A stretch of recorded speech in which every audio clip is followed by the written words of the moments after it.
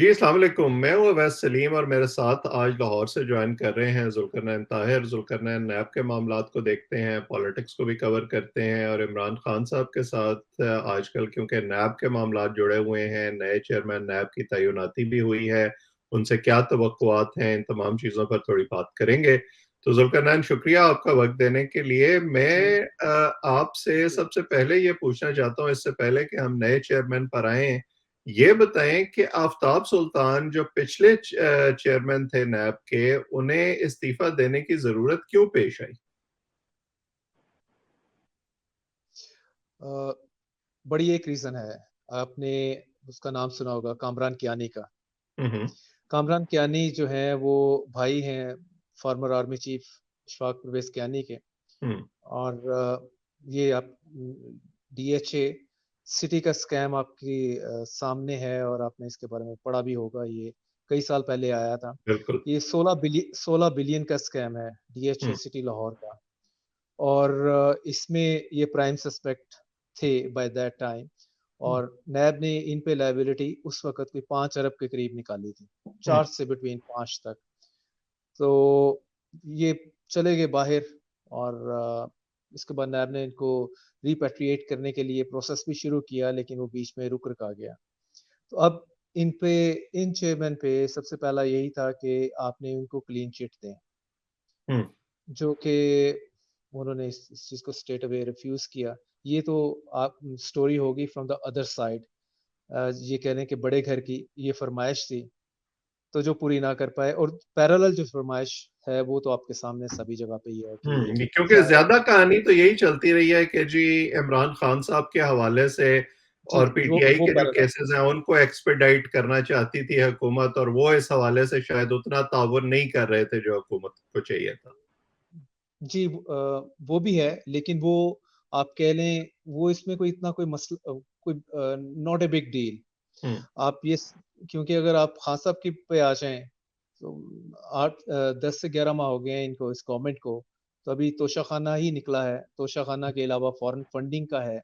तो नया इसके लिए ऑलरेडी आप एफआईए में मामलात वो कर सकते हैं। कोई नैब को बहुत ज्यादा एक्स्ट्रा ऑर्डिनरी इसमें मेहनत करने की, या ये जिसे कह लें कि कोई आर्म ट्विस्टिंग के लिए जरूरत नहीं है। हम्म। प्राइमरीली ये कामरान कियानी केके का केस था, जिसके ऊपर उन पे प्रेशर डाला, जो उन्होंने कहा कि नहीं, मैंने इससे पहले गलत काम कोई नहीं किया और मैंने इस हम्म। पे भी नहीं, मैंने क्लीन चिट नहीं देनी इसमें। तो फिर ये बताएं कि ये जो नया नाम अब सामने आया है और एक तरह से लेफ्ट फील्ड चॉइस है, क्योंकि lieutenant general retired Nazir Ahmad Bhatt साहब जब से रिटायर हुए हैं इस तरह से जी, वो एक्टिव नहीं है। अपनी सर्विस के दौरान भी जो जरा प्रोमिनेंट किस्म के जर्नल होते हैं उसमें उनका नाम नहीं आता था। ये नाम आया किधर से है? कि क्या कंसेंसस कैंडिडेट है, हुकूमत ने चुना है, कहीं और से आया है? ये कैसे इनकी सिलेक्शन हुई?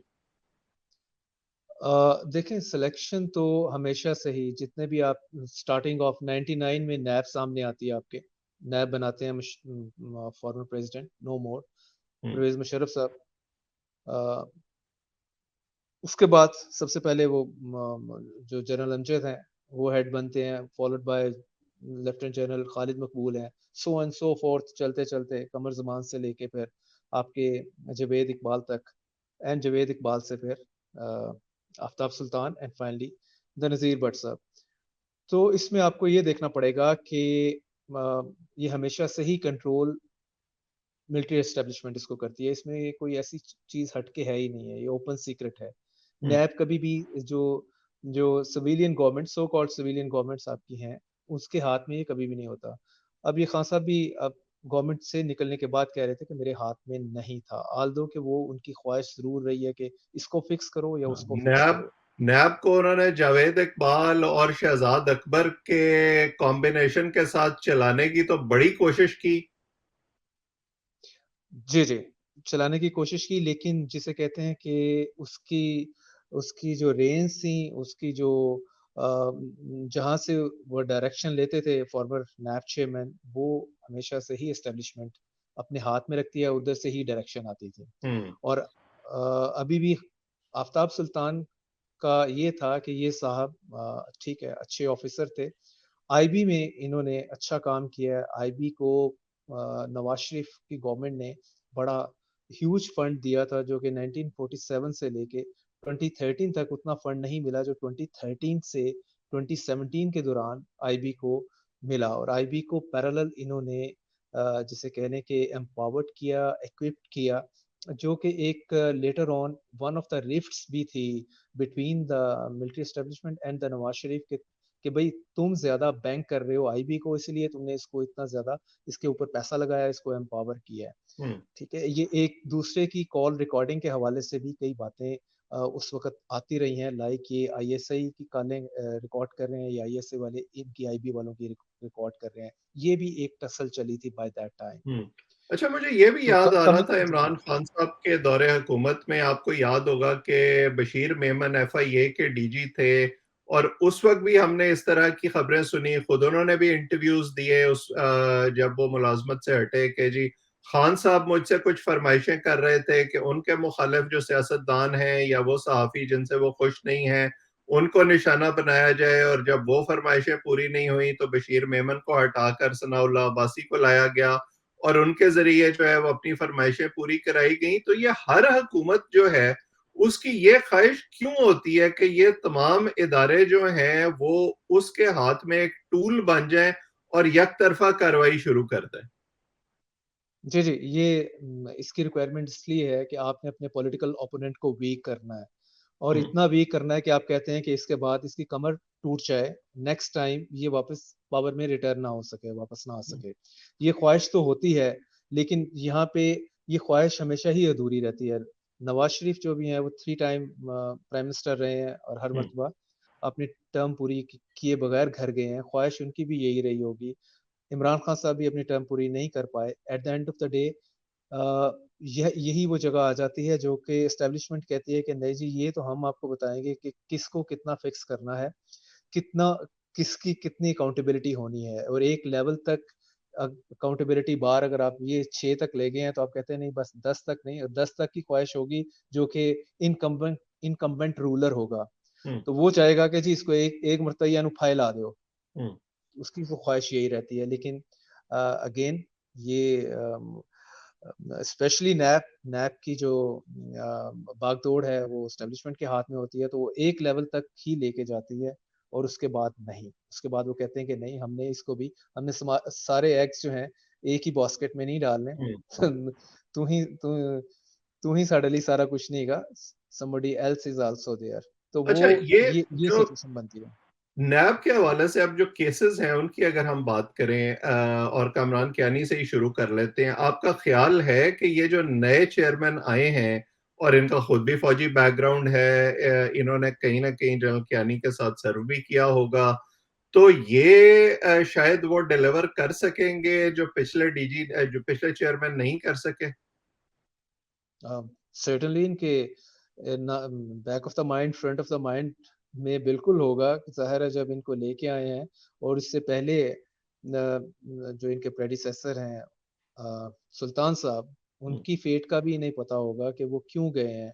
क्योंकि उन्होंने रिफ्यूज किया है सर्टन चीजें करने के लिए जो इनको कही गई थी, उन्होंने रिफ्यूज किया। उन्होंने कहा जी ठीक है, ये मार्चिंग ऑर्डर आप पकड़ें और हम्म। घर जाएं। तो अब जो भी आएगा, ये सीट अगर आपको भी ऑफर हो, मुझे भी ऑफर हो, और हमने इससे पहले एक बंदे का अंजाम देखा हो, तो हम तो जाहिर है होंगे कि यार ये उसी सूरत में ही ये सीट पे हम होंगे कि और हमने ठीक है यस मैन ही बनना है, तो यस और मैन के अलावा ऑफर ऑप्शन नहीं है। ऑफर करने वाले भी मेरा ख्याल है कि पहले तजर्बे के बाद कुछ ना कुछ अश्योरेंसेस लेकर ही नई अपॉइंटमेंट उन्होंने की होगी, अब ब्लाइंडली शायद उस तरह से नहीं की होगी। तो दूसरे जो पॉलिटिशियंस के केसेस हैं इसमें हमने देखा कि जो अपॉइंटमेंट के फौरन बाद इमरान खान साहब को एक वो मनी लॉन्ड्रिंग केस में नैब का नोटिस रिसीव करवाने की कोशिश की गई। तो आपको लगता है कि खान साहब के गिर्द भी ये जो नैब के केसेस हैं वो घेरा थोड़ा सा तंग हो सकता है? देखिए, डिपेंड डिपेंड करता है।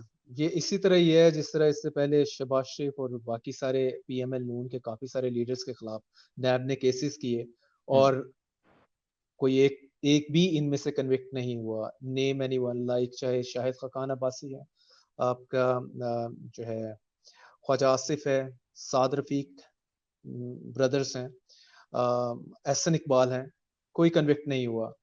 तो eight the end of the day अगर खान साहब के केसेस में देखें, उसमें तो हम अपेरेंटली वैसे ही जान नजर नहीं आती कोई खास, तो कन्विक्शन तो मुश्किल है उसमें, क्योंकि कोर्ट जाता है एविडेंस के ऊपर।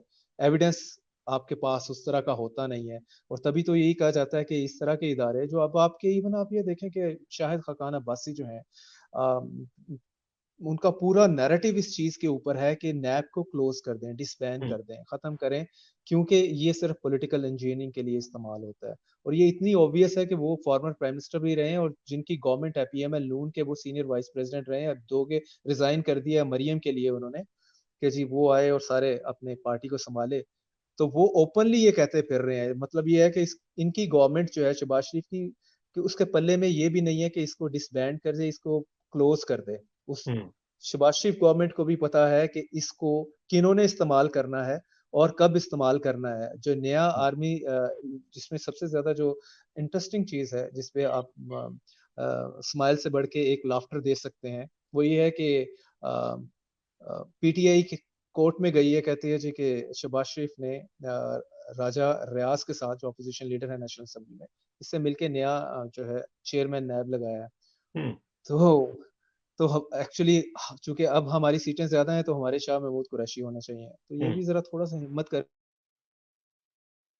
बोलती है पीटीआई भी, तो ये भी बता दें कि यार ये कहाँ शहबाज शरीफ और राजा रियाज ने लगाया है। सबको पता है किसने ये किसी रिकमेंडेशन पे सिर्फ साइन शहबाज शरीफ ने किए होंगे, बाकी तो recommendation is quite hmm, obvious and open. अगर शहबाज शरीफ का बस चले तो सबसे पहले नैब को खत्म ना करे, 5 माह तो ये खुद साहब नैब की चक्की में बंद रहे हैं। हम्म, तो ये भी बड़े एडवोकेट थे कि ये आर्म ट्विस्टिंग के लिए, पॉलिटिकल इंजीनियरिंग के लिए नैब इस्तेमाल होती है, इसको बंद होना चाहिए। और इसकी क्रिएशन भी एक मिलिट्री डिक्टेटर ने की है, जनरल हम्म, परवेज मुशर्रफ ने। बिल्कुल सही तो कह रहे थोड़ी हैं सी आप तो। थोड़ी सी हिम्मत करें ना हम्म, पॉलिटिशियन भी। सारा कुछ हम्म, ही अब जे, मतलब जो हर कोई बी टीम बनने के लिए तैयार हो जाता है एस्टेब्लिशमेंट की।